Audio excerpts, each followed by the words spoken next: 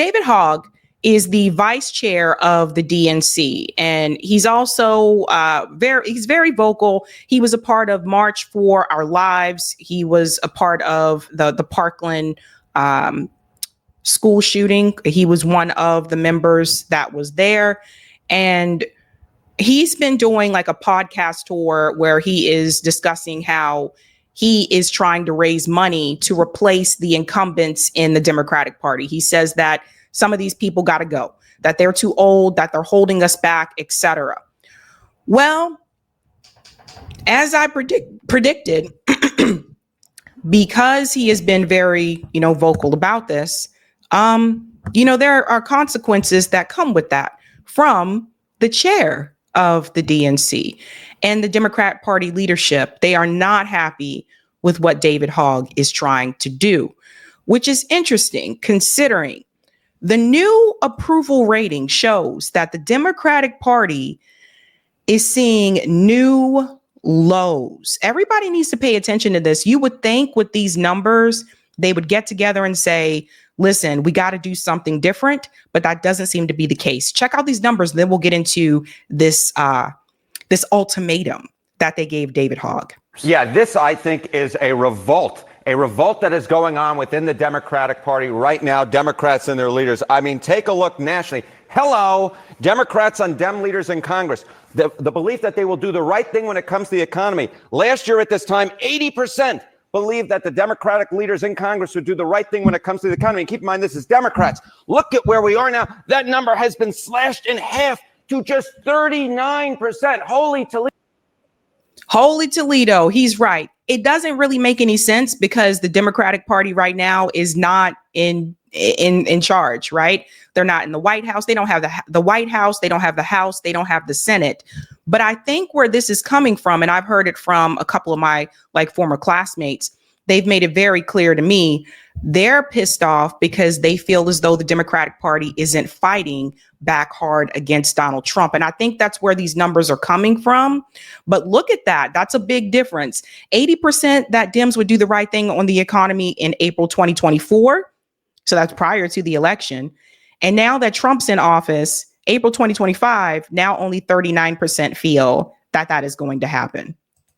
That is the lowest number by far in Gallup polling. The lowest previous was just 60%, which is 21 points higher than this. Democrats hate what their congressional leaders in Washington are doing right now on the key issue of the day, the economy, and their confidence has fallen through the floor, Mr. Berman. All right, Chuck Schumer is the Senate Democratic leader right now. How are feelings about him, particularly in New York? Yeah, let's go to the state of New York. It's what's always on my mind, right? We're in the state of New York right now. New York Democrats on Chuck Schumer view him favorably. In December of 2024, that was just a few months ago, it was 73%. Look at where that number has fallen to in just a few months. It is now down to just 52%.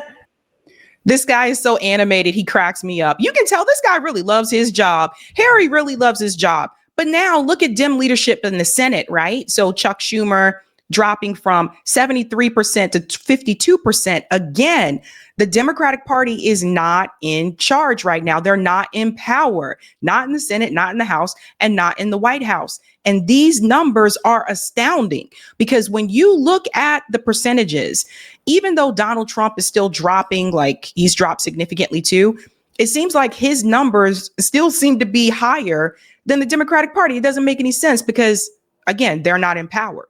But what it shows you is that, again, people feel as though they're not fighting hard against the current leadership.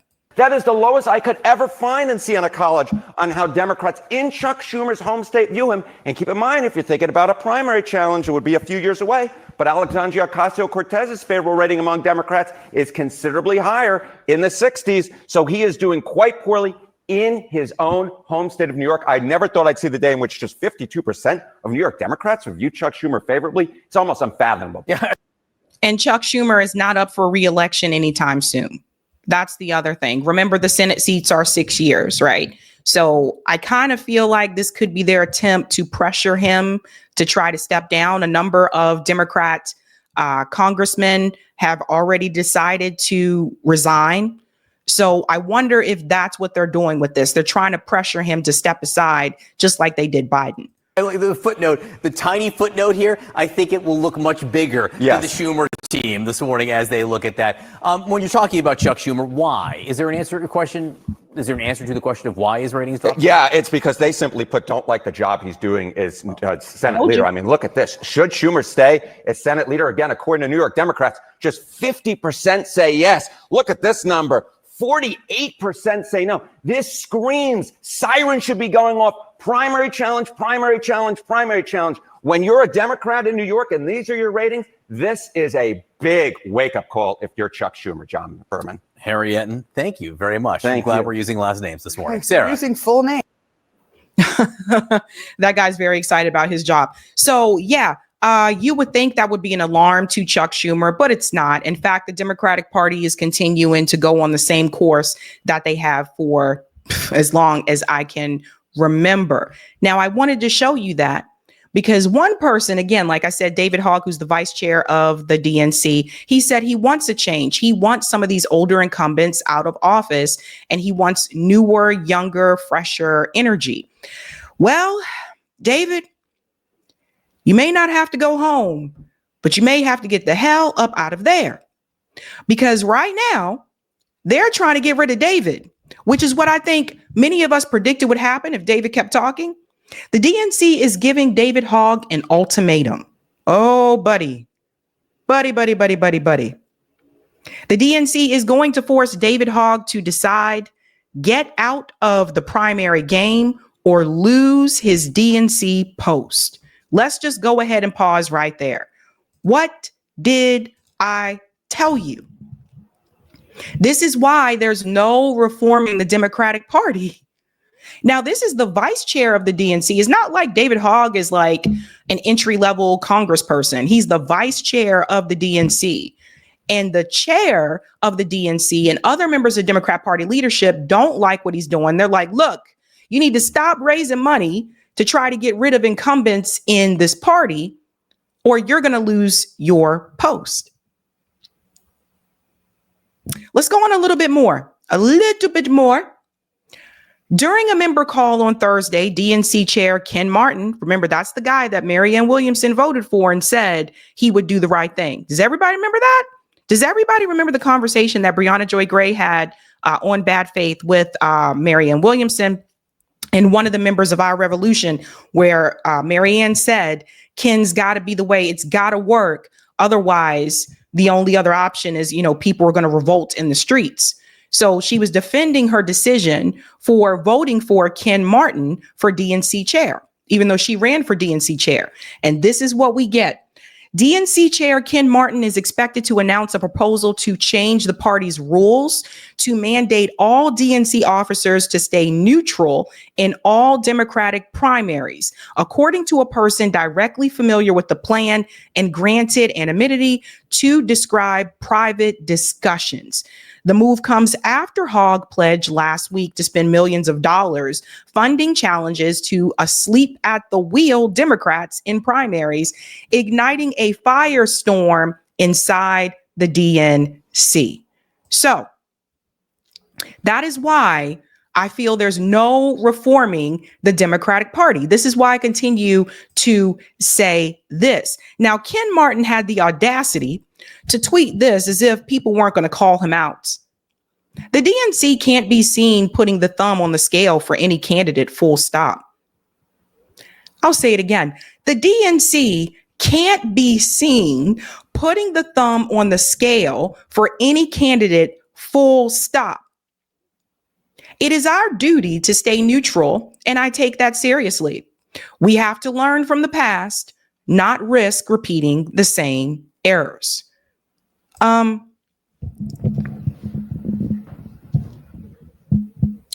Why is Ken pretending like the DNC hasn't been doing this all along? I mean, is he serious? And does he seriously think that people believe this? If you think that the DNC will not be involved in primaries, you're kidding yourself. We watched them do this to Bernie in 2016 and in 2020. And hell, just last year, we watched them select a nominee who didn't even go through a primary process. And then they lost. So the DNC, when have they ever stayed neutral? So now all of a sudden it's a problem. Now all of a sudden everybody, the DNC, you have to stay neutral. But there wasn't this push for the DNC to stay neutral when they were trying to promote and select these, I would say, center-right candidates posing as Democrats like Hillary Clinton. Can't be serious, but he is. But he is, ladies and gentlemen.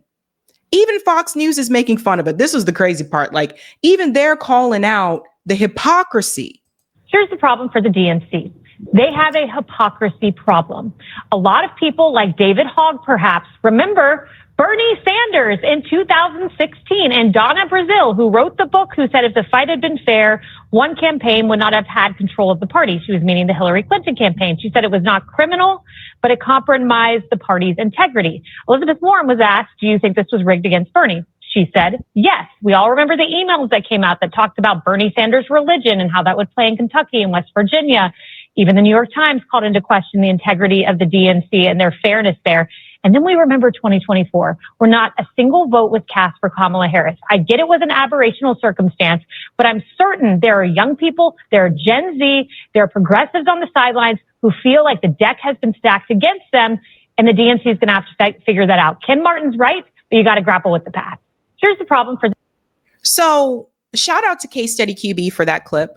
Fox News is basically trolling the Democratic Party right now. They're making fun of them. They're like, what are you talking about? Because one thing I will say is this, with the Republican Party, they don't have super delegates, right? They don't have them. So there is no, I won all of these counties in this state, but the super delegates decide to give it to someone else because they don't have to deal with that issue. Democratic Party can do the same thing if they wanted to. Like I said, if they wanted to. And that leads me to Tezlyn Figaro. Tezlyn Figaro worked on the Bernie 2016 campaign.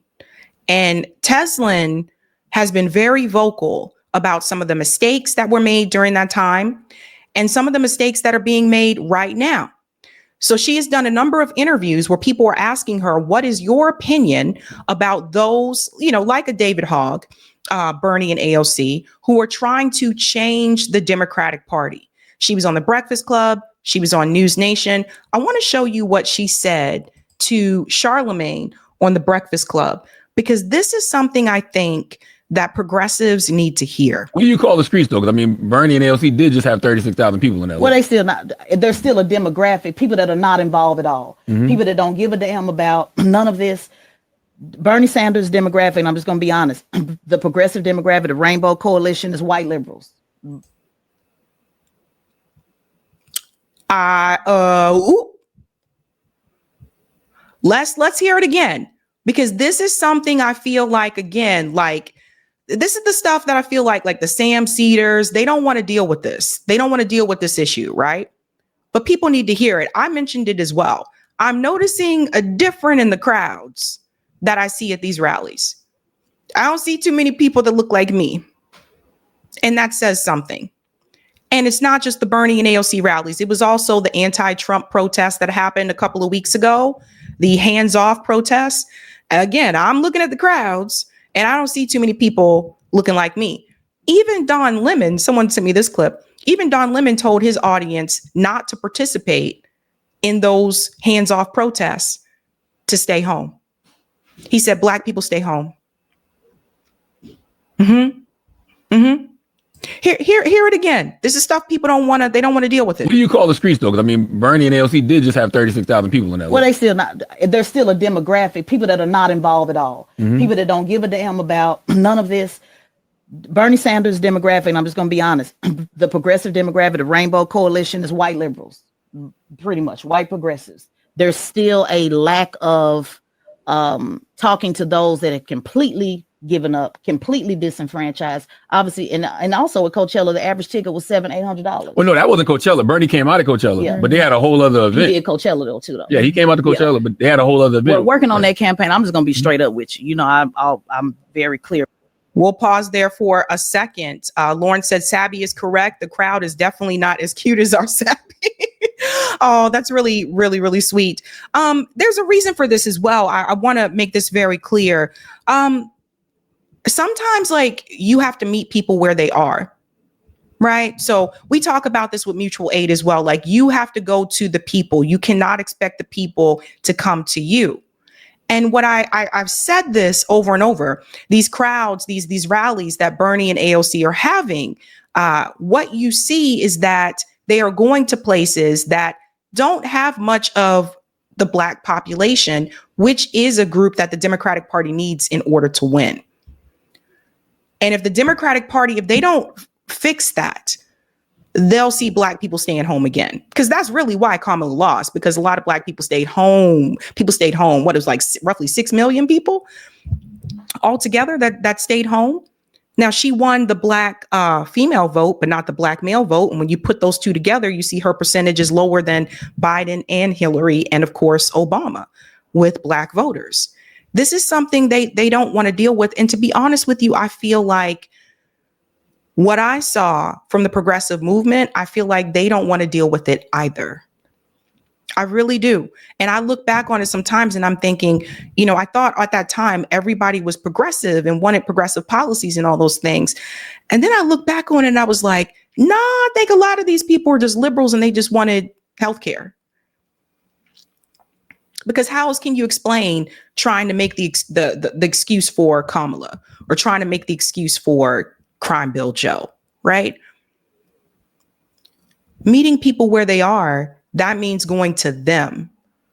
And the places they've been going to, I really see, I'm talking about Detroit, Baltimore, Jackson, Mississippi, Flint, Michigan. I mean, places that have been hit by environmental issues. Go to Louisiana, where Cancer Alley is, and it impacts and affects Black communities. It's things like that. Like, they're not going to us, but they want our vote. And when I say this, sometimes people who are liberals, they'll look at me and they'll get upset and be like, you want Trump then? You want Trump? No, I want respect. Because you see, the difference is Donald Trump goes directly to his base. And it's just really weird to me that the Democratic Party doesn't want to. And I'm not going to sugarcoat it for you. I'm not going to say that they don't understand. They do understand. We're going to stop 2025. There is no more they don't understand. They do understand. They choose to ignore us on purpose, because if they do come to the Black community, they're going to have to hear about a whole host of issues that their platform and their agenda isn't willing to deal with. That's really what this is about. Let her continue on. About my position with Bernie Sanders. He is talking to a very progressive, white ran movement to me. And even if you're Hispanic, it's still white adjacent. It's still, as long as we get everybody who make money out the way, as long as everybody make $15 an hour, all will be well. He struggles with dealing with race. I'm saying it as his former racial justice director. Also, everybody ain't mad at rich people, Charlamagne. Like, some people really trying to get the bag. So those conversations, and I know what they mean with the elite, the top. Yeah, I think the fighting oligarchy tour is a good message, but I think it's it's not a hypocritical message from Bernie Sanders and AOC, but from majority of the Democratic Party is a hypocritical message, because they all taking money from the billionaires and the corporate lobbyists. Well, the hood don't know who the oligarchy is. How do you say it? Fighting oligarchy. They don't even know what the hell you're talking about. That's a good point that she brought up as well. The oligarchy thing. Like, I mean, like, those of us who are politically, I would say, like, you guys are politically engaged, meaning that we're not just paying attention to politics when it's time for the presidential election. We know what they're talking about, right? But there are a lot of people that don't. I mean, why not something as simple as fight the rich? Right? because that's what Shama Sawant and Jill Stein had for their event in Seattle. It was fight the rich and their corrupt two parties. Very simple. Everybody understands that, right? But these are the kind of things they don't want to hear. That's why you don't see them bringing, like, they'll bring her on Fox News, but they won't bring, I don't see them bringing Tezlyn on like CNN or MSNBC, because this is real talk and people have to hear this. Like, people are tired. You guys thought I was joking. And people are like, we have a black female presidential candidate and look at all those black people that stayed home. Black people are tired because you can't just continue to try to buy our vote anymore with, look, the candidate's black. Go vote for them. That doesn't work anymore. So Tezlyn has a point. I mean, they don't. You know, when the people are talking about neoliberal, they don't know what you're talking about. So there's different messages that people need to have to engage. And I think the Democrat Party 10 is too big. It's too big. Oh, I agree with that. It needs to be broken down. Everybody's not going to relate to Bernie Sanders. Everybody's not going to relate to AOC. Everybody's not going to relate to Jasmine Crockett. Everybody's not going to relate to me. So I thought that was a really good point. And there's something else now. One thing I say that I do like about Tezlyn, she doesn't just leave it there. She also ends with solutions. And you're going to hear the advice that she says on News Nation, because her thing isn't just, I'm just going to complain and it is what it is. Her thing is, you ask me my opinion, I'm going to tell you the truth. I am going to complain, but I'm also going to tell you what I'm doing on the ground and how you can get involved. So listen to this. Is going after Trump at every turn the right way, as you point out, to do something? Well, I don't think he's doing, I don't agree with the something that he's doing. I'm saying he's just basically just doing something. It's not effective.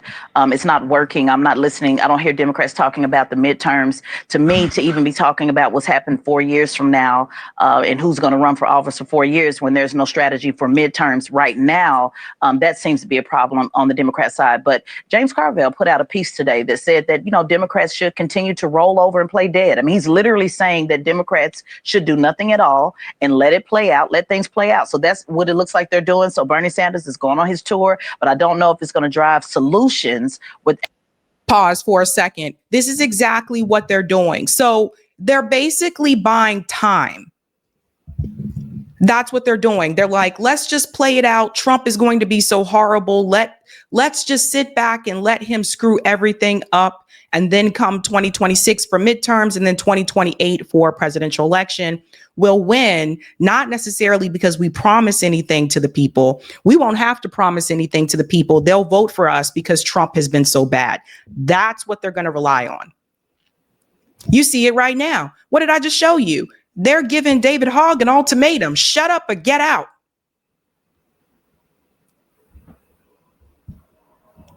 So then we get into solutions.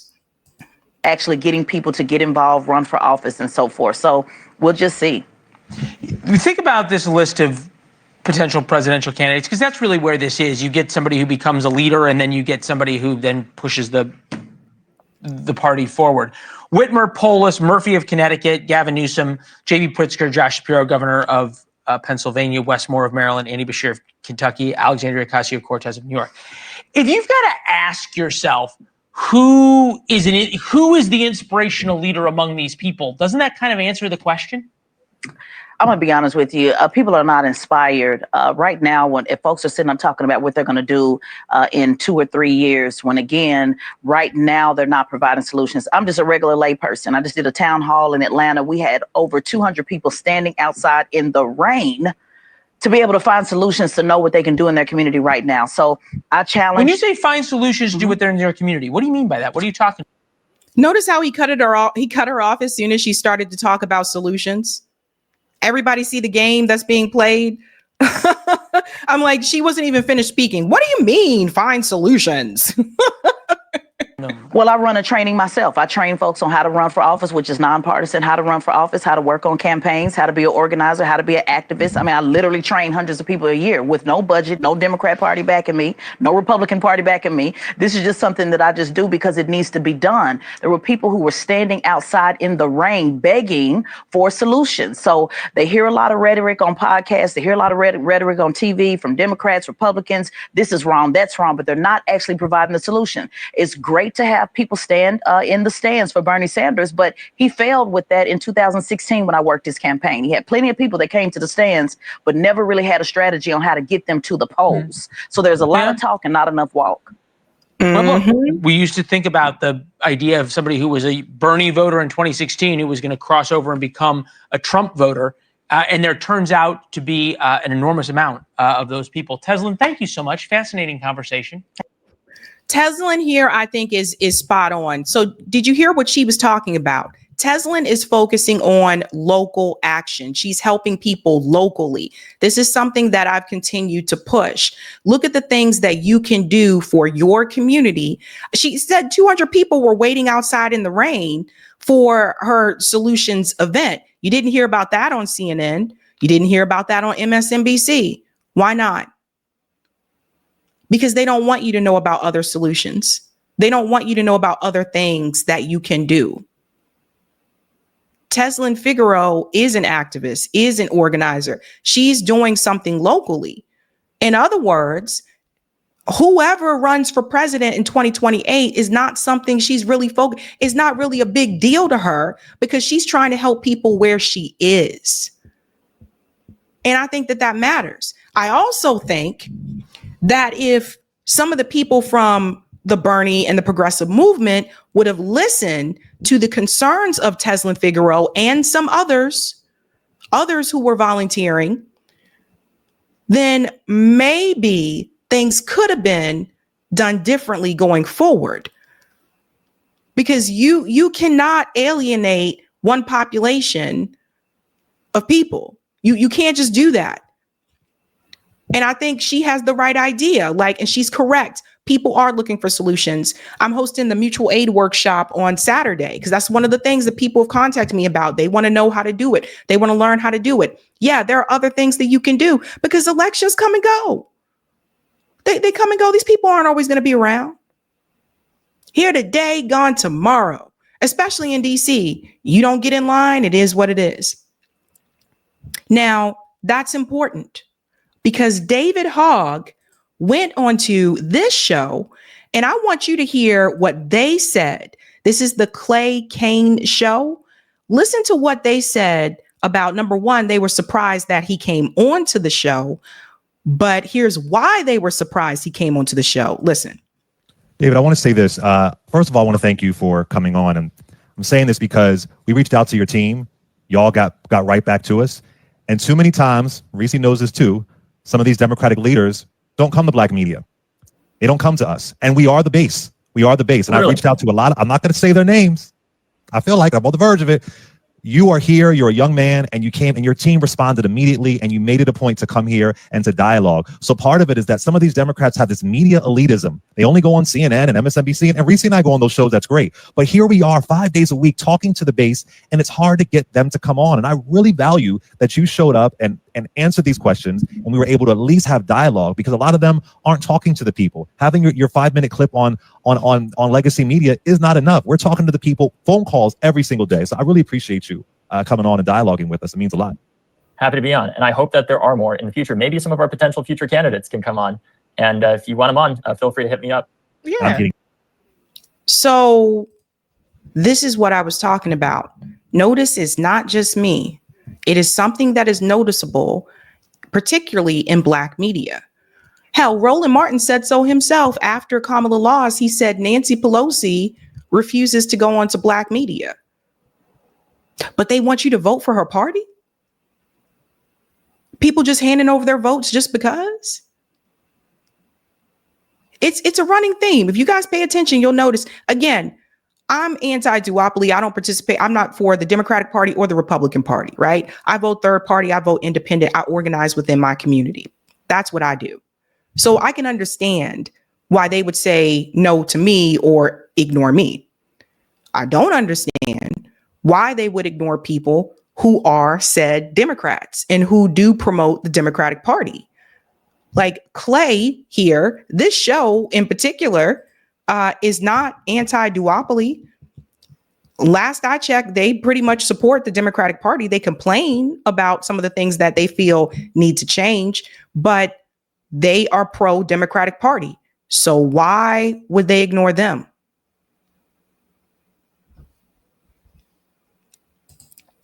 I think that if people think that the Democratic Party can be reformed, I think you're holding on to a pipe dream. I really, really do. They don't even want David Hogg there. He just started and they're telling him, shut up or get out. So I want you to ask yourself, do you feel that these subjects are ready to turn the page? Like, obviously, Tezlyn Figaro, I feel, in my opinion, she turned that page. She turned that page after 2016 and said, all right, that's it. Let me see what I can do on my end in my community. David Hogg seems very eager, and he's young. And I don't think that David is ready to turn the page. I think that David really believes that he can change the party, even if it cost him his job. Hey guys, this was a Sabby clip. If you like what you saw, hit that like button and subscribe.